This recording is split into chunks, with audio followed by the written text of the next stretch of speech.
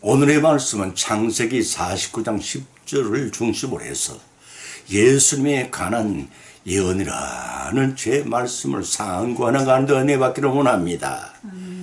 세상은 3대 성인으로 예수님과 석가모니와 공자를 가르치고 있습니다. 공자는 춘추 전국시대 고대 중국 땅에 태어난 정치 곧 어지인을 핵심 사상으로 해서 유교를 창시했고, 석가모니는 고대인의 소왕국의 태자로 태어나 출가의 설산의 자비 도를 깨우쳐 분리를 세운 성이라고 합니다. 이들과는 달리 우리 예수님은 천지 만물을 창조하신 전능하신 하나님의 아들로서 사람의 몸을 입고 이 땅에 오신 분입니다. 그분은 사랑의 복음을 전하러 오셨고, 말로만 가르치지 않고 십자가를 지심으로써 휘행적인 사랑을 확정해 보이셨습니다. 그런데 예수님은 참 사람의 몸을 입고 오신 인성과 신성을 동시에 지니신 하나님이시란 사실이 석가모니와 공자와는 다른 점입니다. 또한 공자나 석가는 육신을 가진 사람이었기에 세상에 무덤을 남기셨지만 예수님의 부활 성천을 하셨으므로 지상에 무덤이 없습니다. 원래 예수님께서 삼위의 성자 하나님이시기 때문에 계셨던 천국으로 성귀하신 것입니다. 예수님은 공자나 석가처럼 죽음으로 끝나는 삶이 아니라 오늘도 살아 계셔서 성도들이 복음의 진리를 믿고 천국 길로 바로 가도록 중보 기도하시며 성도들이 원하는 바를 지금도 살아서 역사하시는 살아계신 하나님이십니다. 태초의 사람 아담과 선악과의 범죄로 태어난 후손들에게 불순이 원죄를 유전받아 죽게 만들었다면 예수님께 택한 자들에게 보혈의 십자가를 믿음으로 영생의 길을 열어주신 분이십니다. 그 영생의 길을 열어주시기 위해 독생하신 성자 하나님이 사람이 되셔야 했습니다.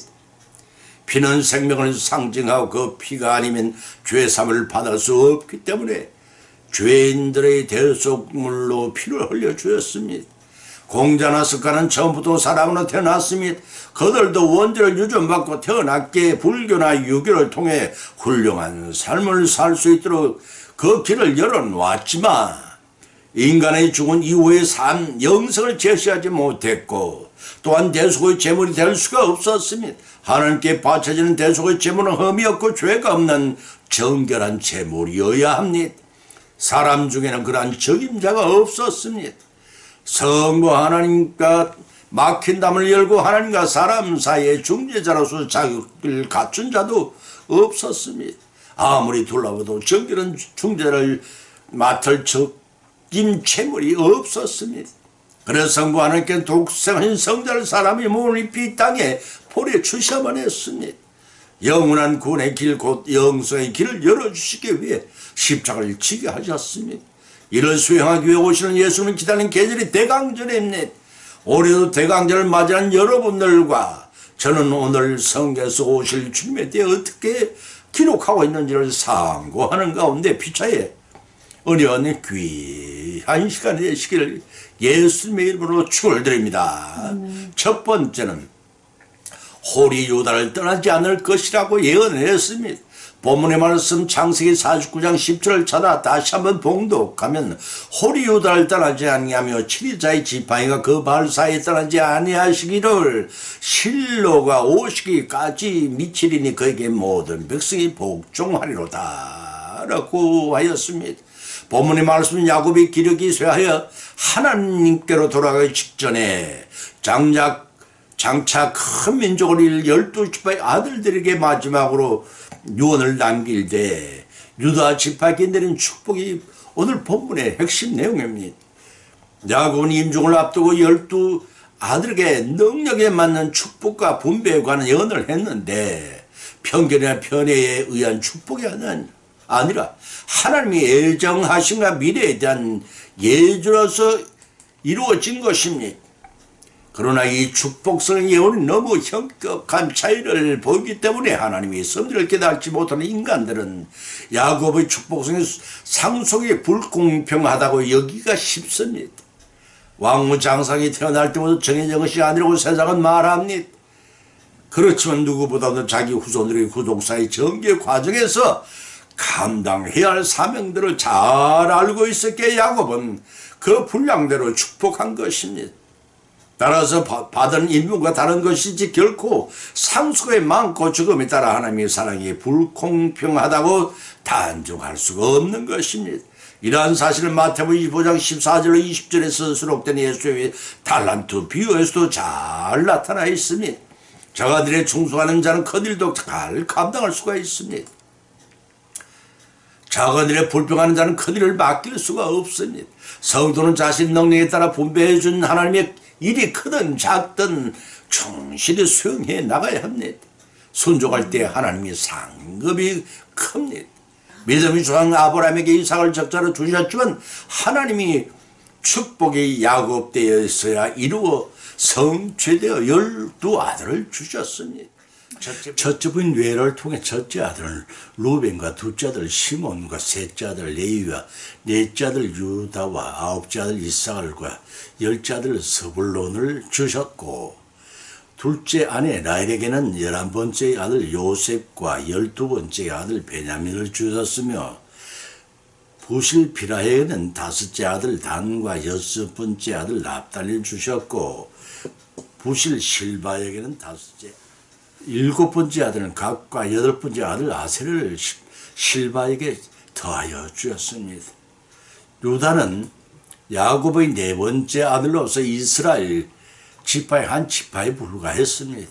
그렇지만 유다가 구속사의 중심부에 출연하여 서민의 대명사로 꼽힐 수 있었던 것은 그들 후손 중에 여인의 후손인 메시아가 오시기로 작정되었기 때문이었습니다. 보문서도에 언급된 홀이란 2가지 종류가 있는데 하나는 신하들이 조복을 입고 왕을 배열할 때 손에 쥔 패를 가리키고 본문에 나오는 오늘날의 장군들의 지휘봉 같은 왕권을 상징하는 것입니다. 바사왕 하수로 왕은 검휴를 가졌다고 성경은 기록하고 있습니다. 그렇다면 어찌해서 본문 서두에서 야곱의 12아들들로 형성된 12지파 중에서 유다 지파에게 홀이 유다 지파를 떠나지 아니하며 라는 축복성의 예언이 주어졌는가입니다. 이삭의 2아들 에서와 야곱 중에서 하나님이 에서를 버리고 야곱을 택하기로 하신 섭리처럼 유다를 택하신 것은 전혀 하나님의 뜻이 담긴 축복입니다. 유다 가문에 하나님의 뜻에 합당한 왕 다윗을 세우셨으나 다윗의 혈통 즉 왕권은 1세기를 넘지를 못하고 바빌론에 망하고 말았습니다. 다윗을 칭찬하고 세우신 진정한 하나님의 뜻은 오실 메시아를 외표하기 위함이었습니다. 따라서 강성한 유다 지파는 사실만으로는 야곱을 통한 유다 가문에서 하나님의 예언이 성취되었다고 축소 해석해서는 안 됩니다. 전통적으로 유다 가문에서 나신 예수 그리스도 안에서 완전히 성취되었다고 봐야 합니다.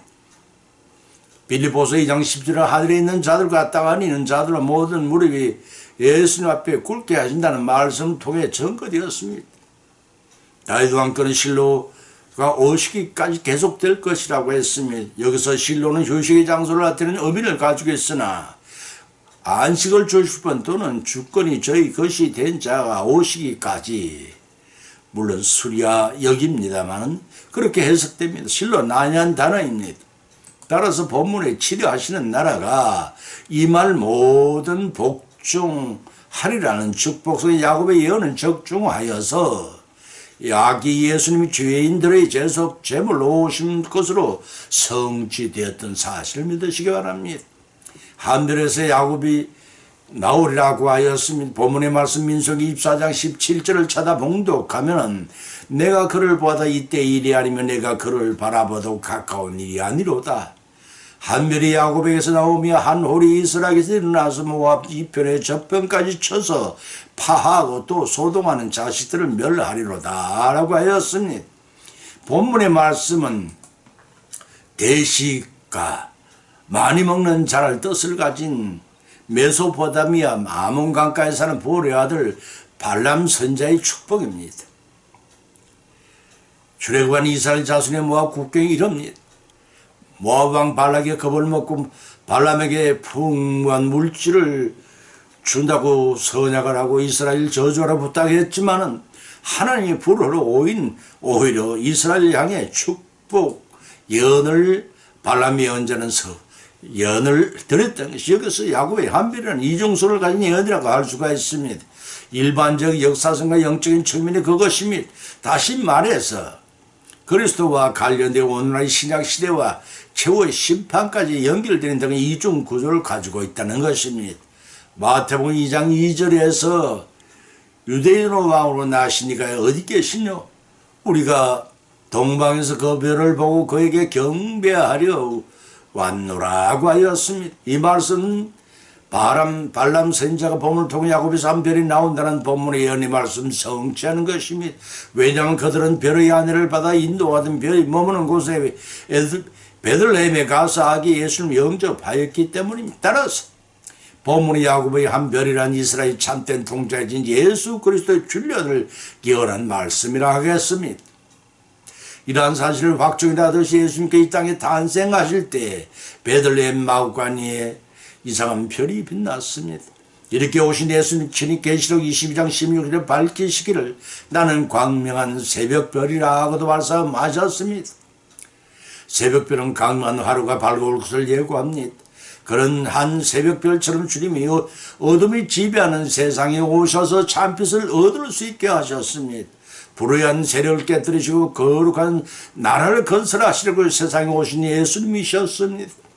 인류의 영원한 참된 동자로서 오늘도 하나님 우편에서 우리의 생사 화복을 주관하시며 택한 백성들이 모두 천국에 들어올 수 있도록 간절히 소망하며 중보 기도하고 계시는 사랑의 하나님이십니다. 이 새벽별이 되신 주님을 믿고 단 한 번도 주님의 기대에 부합되지 못하고 나오가는 자가 없도록 모두 다 대수의 구원을 온전히 이루셔서 주님께 영광을 돌리는 저와 여러분이 되시기를 예수님 이름으로 축원을 드립니다. 세 번째 형제 중에서 모세와 같은 선자를 세우리라고 하셨습니다. 본문의 말씀 신명기 18장 5절과 15절을 찾아보면 이는 네 하나님 여호와께서 네 모든 지파 중에서 그를 택하여 내시고 그와 그의 자손의 영령의 여호와 이름으로 서서 섬기게 하셨습니다. 5절의 말씀입니다. 네 하나님 여호와께서 너희 중 네 형제 중에 나와 같은 선자 하나를 너희를 위하여 일으키시리니 너희는 그들을 들을지니라. 15절의 말씀입니다. 본문 15절에 네 모든 지파 중에서 그를 택하여 내시고 영령의 여호와의 이름을 서서 섬기게 하겠다는 말씀의 뜻은 문자적 해석으로는 제사장을 가리키자면 영적으로는 이스라엘 12지파 중에서 유다 지파에서 예수 그리스도께서 탄생하시게 되고 그를 세워 여호와 하나님 영원히 섬기게 하시겠다는 뜻을 포함하고 있습니다. 또 보면 15절 네 형제 중에서 나와 같은 선자 하나를 너희를 위하여 일으키시리라 하고 하였습니다. 15절에 너희 형제 중에서라는 말의 뜻은 여호와 하나님께서 선민 이스라엘 중에서만 국한시켜 선자를 세울 것을 의미한 말씀입니다. 그리고 본절 중반절에서 나와 같은 선자 하나를 일으키시라는 말씀을 잘 해석해야 말씀을 바로 깨달을 수가 있습니다. 여자의 후손 다윗의 자손 여호와의 종 인자 등의 표현들과 마찬가지로 집합적인 의미와 개인적인 의미를 지니고 있기 때문입니다. 집합적인 의미로는 선지자 제도에 대한 약속으로서 모세 이후에 모세와 같이 하나님께 이스라엘 병사의 중재할 역할을 감당한 선지자를 일으킬 것을 말합니다. 개인적 의미로 미래의 완전한 선지자로서 모든 면에서 모세와 동일할 뿐만 아니라 훨씬 더 뛰어난 메시아에 대한 예언으로 볼 수가 있습니다. 요한복음 4장 19절과 사도행전 3장 21, 23장 7장 37절의 말씀입니다. 예수님께서도 이 구절을 암시적으로 지적하시면서 그것이 곧 자신을 가리키는 말씀이라고 요한복음 5장 45절로 47절과 12장 48절 5절에서 밝힐 뿐만 아니라 신명기 34장 10절에서는 모세 사후에 이스라엘 모세와 같은 선자가 일어나지 못하였다고 기록하고 있는데 이는 하나님과 가까이 지내시며 그분의 능력과 권능을 잘 보여준 모세의 업적을 극찬한 것에 불과합니다. 그러나 모세보다 뛰어난 사람이 한 분 계시니 만왕의 왕으로서 온 인류에 유일하신 영원한 대제사장으로 참 선지자로서 오실 예수 곧 그리스도가 그분인 것입니다. 따라서 본절에서 모세와 같은 사람의 선자를 세운다는 뜻이 아닙니다. 모세는 당시 신정일제시대의 선지자였기 때문에 제사장 역할과 악의 사역을 담당하는 대제사장이긴 했습니다. 대제사장에 관해서는 히브리서 5장 5절과 8장 10절에서 밝히기를 앞부분을 성약하고 너는 내 아들이 내가 오늘날 너를 낳았다 하셨고 그가 아들이시라도 고난을 받음으로 순종을 배워서 온전한 되었은즉 자기를 순종한 모든 자에게 영원한 구원의 근원이 되시고 하나님께 멜기세덱이 반차를 쫓는 대제사장이라 체함을 받았느니라고 기록하고 있습니다. 이 말씀을 통해 예수 그리스도는 아론의 혈통을 받은 대제사장이 아니시오 하나님께 따로 세우신 멜기세덱이 반차를 쫓는 영원한 대제사장으로 세우셨다는 의미입니다. 영원한 왕에 관해서는 마태복음 27장 11절에 예수님께 빌라도 총독 앞에 서셨을 때에 총독이 물어가라되 네가 유대인의 왕이냐 질문할 때 네 말이 옳도다라고 말씀으로 하심으로 친히 자신의 유대인 왕으로 오신 분인 신분이심을 밝히셨습니다. 또 참 선자에 관해서는 요한복음 4장 19절에 우물가의 사마리아 여인의 입으로 여자가 가로되 주여 내가 보니 선지자로소이다 라고 고백한 그 있음을 찾아볼 수가 있습니다. 이러한 유일한 대제사장이요 왕이시오 참 선전 예수 그리스도께서 혈통 중에 나타나실 것을 사도행전 3장 22절에서 사도 베드로가 증거하기를 모세가 말하되 주 하나님이 너희를 위하여 너희 형제 가운데 나 같은 선지자를 세울 것이 너희가 무엇이든지 그 모든 말씀을 들을 것이란 말씀을 통해 그가 곧 그리스도이심을 밝혀주고 계십니다. 참 선지자의 영원한 대제사장 왕권을 가진 메시아이신 우리 구주 예수 그리스도를 지천 말씀인 것을 믿고 구세주로 오시는 아기 예수님을 진정으로 마음 깊숙한 밑바닥에서 기쁨과 감격으로 맞이하시는 저와 여러분이 성탄절이 되시기를 예수님 이름으로 간절히 축을 드립니다. 결론을 맺습니다. 오늘의 본 말씀은 상고하는 가운데 각자 나라 믿음대로 은혜를 받았고 또한 세 가지 예언적인 사실을 교훈받았습니다. 그 첫 번째는 홀이 유다를 떠나지 않을 것이라 예언하였습니다. 그것은 야곱의 의사가 아니라 하나님이 야곱의 입을 통해 축복한 메시아 다윗의 가문 곧 유다 혈통에서 영원히 다스릴 왕으로 오실 분을 지칭한 것입니다. 두 번째는 한별의 야곱에서 나온다는 예언입니다. 강명한 새벽비로 오시는 예수 그리스도께서 자기 백성들을 하나님 앞으로 바르게 인도하실 구세주라는 것입니다. 세 번째는 형제 중에서 모세와 같은 선지자를 세우시겠다는 예언입니다. 그것은 육신적인 모세의 형상을 닮은 자를 가리키는 것이 아니라 모세와 같이 영원한 왕이요 영원한 대상이요 참 선지자의 절대 권한을 가지신 구세주가 세워 죄들 구원하시겠다는 것입니다. 이러한 교훈을 받은 것으로 거치지 마십시다. 신비에 새기고 주실 주님을 진정으로 한 왕으로 대사장이요 참선지를 맞이하시는 기쁨의 대강주를 이어서 성탄주를 맞이하시기를 우리 주님 예수 그리스도 이름으로 간절히 축원을 드립니다. 찬송가 294장을 올리겠습니다.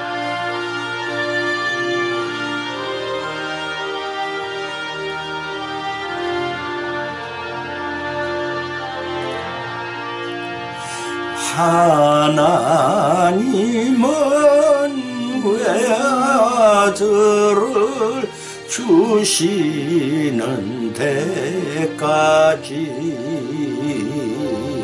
세상 사랑하니 참 사랑이로다. 하나님은 사랑이라 죄악에 빠졌듯 우리까지 사랑하니 참 사랑 아닌가. 하나님을 배반하고 멀리 떠난 우리 원수같이 대적하나 사랑하여 준 주네.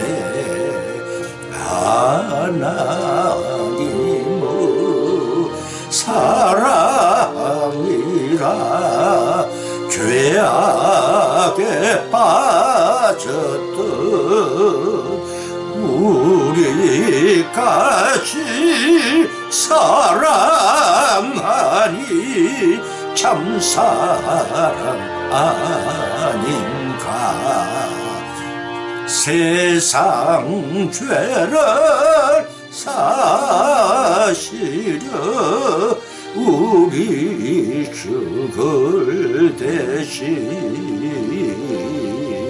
성자 예수님 십자가에 고난 받으셨네. 하나님은 사랑이라 죄악에 빠졌던 우리까지 사랑하니 참 사랑 아닌가. 이 사랑에 감사하여 곧 주께 나오라. 고난 영혼 주께 맡겨 구원을 얻으라. 하나님은 사랑이라 죄악에 빠졌던 우리까지 사랑하니 참 사랑 아닌가.